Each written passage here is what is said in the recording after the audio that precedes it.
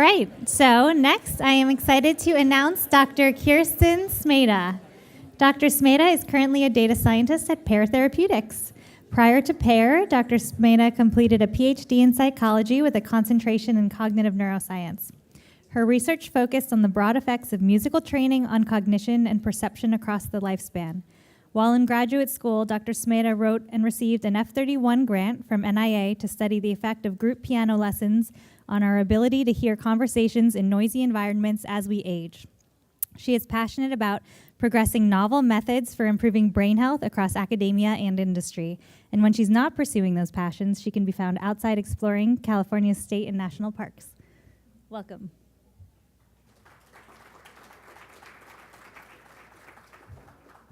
Thanks, Heather, or boss. Hello,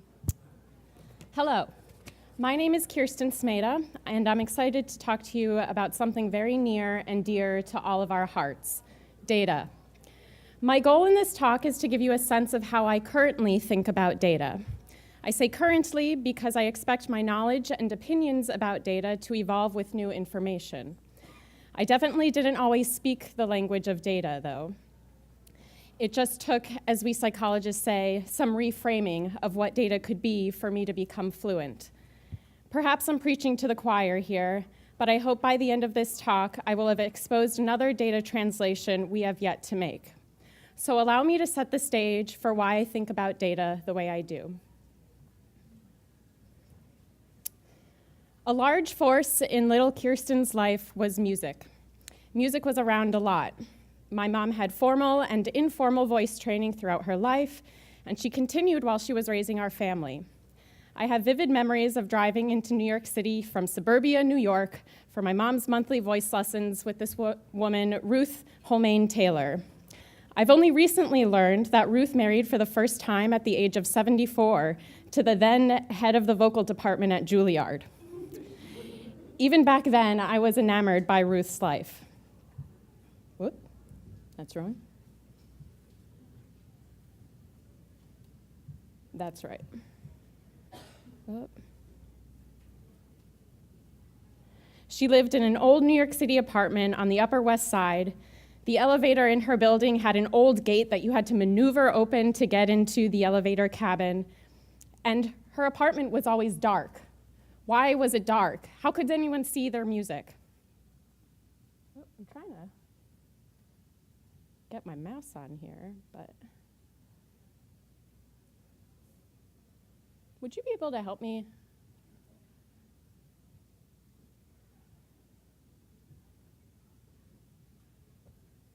I just want to be able to scroll on.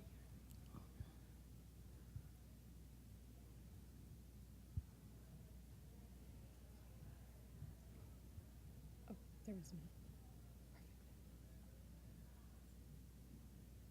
Thank you.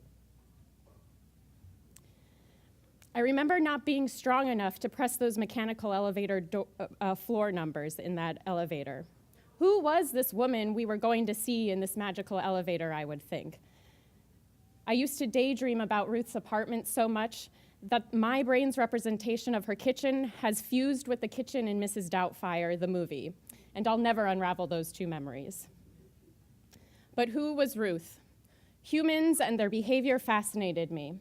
My mom was Midwestern, but I was raised as a New Yorker.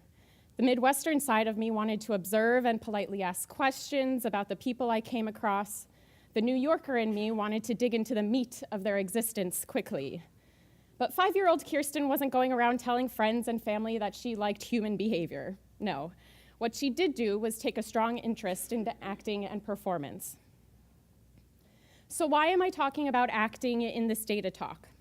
Well, it would be many years before I realized that acting forced me to think about behavior in a much more explicit way than usual. In the process of acting, you analyze and modify your behavior so to receive some kind of reaction from the audience. There are explicit tools like the words you speak and the actions you take, and implicit tools like microgestures that are available to an actor to convey a specific emotion, tone, or plot. This is behavior. The omniscient Wikipedia defines human behavior as the response and I'll add the potential for response of individuals or groups of humans to internal and external stimuli. In acting, human behavior conveys a concept from the stage, and importantly, human behavior receives a concept as the audience. Fast forward a few years, and angsty teenage Kirsten is trying to figure out what to pursue in college. I decided on classical singing, after a tour through musical theater and straight acting auditions. However, in my preparation for college, my parents encouraged me to pursue a field other than music, so to ensure a higher chance of financial stability. Lucky for my family unit, I had this interest in human behavior that was starting to formalize. In high school, some cool kids I knew took AP psychology and started talking about the findings of experiments done on people and emotions and biases and motivations. They were talking about human behavior, and I wanted in. Enter Boston University, 2007. At BU, with a lot of planning, people can complete 2 separate bachelor's degrees as an undergraduate if they so desire. A really great aspect of BU, I think. I decided I would become a classical music singer with a bachelor's of music degree, and would also learn about human behavior with a bachelor's of arts in psychology. I learned that the brain is the organ which produces human behavior, and that by studying the brain, we could understand human behavior. 2007 was also the year that music psychology books came out and pretty much cemented my music psychology interests. This is Your Brain on Music by Daniel Levitin, and Musicophilia by the late and great Oliver Sacks. These books, combined with the rich experiences I was a part of in my psychology and music curriculums at BU, ignited a monumental shift in my personal interests. My psychology classes bled into my musical daydreams, and I didn't hate it. As I listened to the beautiful singers in the voice department and watched instrumentalists learn and internalize these insane patterns of gross and fine motor movements, I'd wonder what brain processes are responsible for this amazing talent. And as I learned of the therapeutic benefits of music on the brain, I became fixated on what music could help in the brain. So I decided I wanted to learn about it. I navigated to a PhD in psychology by way of a master's degree in music and human learning. Music and human learning, the coolest thing. And it was during this master's degree where I collected my very first piece of data. Enter data. As I helped collect data for Bob Duke's melody sequence learning project, data quickly became a main actor in my life for the first time. Data was how we could understand, with some amount of confidence, relationships between behavioral patterns. Experiments, case studies, and data are the tools we can use to understand what parts of a melody sequence, and as it turns out, speech, are broken down at different stages of processing in the brain. I could do a lot with data, I thought. I could understand humans and music with data. As I progressed through my PhD in psychology, which specialized in the cognitive perceptual benefits of music playing, I learned we could go so far as to improve brains with data. However, as I progressed, I also became aware of the many limitations in the endeavor of brain science, which it sounds like many of you here are intimately aware of. For one, there isn't enough funding. Professors need funding, and if you don't have funding, you can't study what you're passionate about. I also became aware that although there were private companies also looking to understand and improve brains, they weren't doing so based on the science that my field was creating. And we had compelling data. We know what helps cognition and perception in the brain, but that knowledge wasn't getting into private industry. There are relatively few mechanisms and thus far incentives for collaborations between private industry and academia. Unsurprisingly, graduate students in the social sciences can sometimes have a difficult time landing jobs in industry. Industry may be looking for someone who has already done what they're hiring for, and graduate psychology departments provide very few opportunities for training for those seeking employment outside of academia. I was able to get my foot in the door with a data science fellowship called Insight. Insight takes PhDs with quantitative backgrounds, trains them on a data science project, and introduces them to companies who they've built a relationship with and understand the value of a diverse set of thinkers. So with Insight, I started navigating my career path into industry. in hopes of learning how the other half lives, and also what human data this new profession of data science claims to have. So here, present-day Kirsten is, finally out of school, although apparently still at BU, and I still can't get humans and their data out of my own brain. There is so much data being generated every day by the decisions we make and the context in which we make those decisions. These data span health, finance, hobbies, careers, music, friendships, education. This data, with a psychologist's perspective, can also act as proxies for a multitude of psychological phenomena. And I can't believe psychologists aren't clamoring more for access to all the real-world data we have, especially given how expensive research can be. What does the frequency with which we check different apps on our phones say about our individual motivational states? How do those states change when we also exhibit depressive symptoms? How do increases in Charlie card fares impact human decision-making during routine or habit behaviors in your day?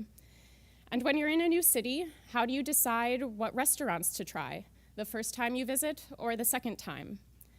These are variations on questions that were discussed in my psychology training, just reframed in a real-world context.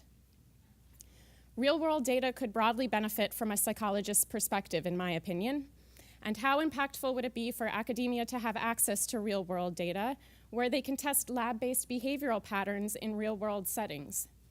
In order to do that, though, we must properly validate and standardize metrics of clinical and other outcomes in a real-world setting. And perhaps these could be the functional outcome metrics we've been searching for amongst our gold standard neuropsychological tests. For instance, what's the real-world proxy for the Patient Health Questionnaire, or the PHQ, which assesses presence of depressive symptoms? Can it be replicated and validated with real-world data in the real world where people are experiencing those depressive symptoms? What are the new cohort norms for a clinical assessment feature in an app? We have a good idea of how to improve depressive symptoms on in-lab testing, but can we measure people and their outcomes in the environments they are typically a part of? So it is with these final minutes that I'd like to paint a data scene for you. I'd like us to imagine what it would be like if we considered all the data that we came across in our jobs and our lives as brain data. Data can help explain our own personal behavior and the behavior of groups of people. But we must first capture, define, and improve upon a new set of translational metrics and real-world proxies. Some call them digital biomarkers. Enter industry-academia collaborations. If there is any hope of translating clinical assessments to understand human behavior in the wild, we must collaboratively validate some of those metrics first. I don't know if anyone has actually used any of these tools, but NIH has this iPad-based toolbox for assessing motor, emotion, sensation, and cognition. And the FDA recently came out with an app that you can configure mobile-based settings for virtual studies. It even comes with a preloaded template, including a consent form. This could help translate a lot of lab-based metrics, but we need a lot of different groups of researchers to use them. So with that, I'd like to wrap up. I hope you'll consider real-world data to be psychology data every so often. And I hope you also realize how much brain data there is out there then. And I think psychologists should see some of this data. Lastly, I hope you'll share in my lifelong enthusiasm of behavior as I say, go humans, go brains. And thank you very much.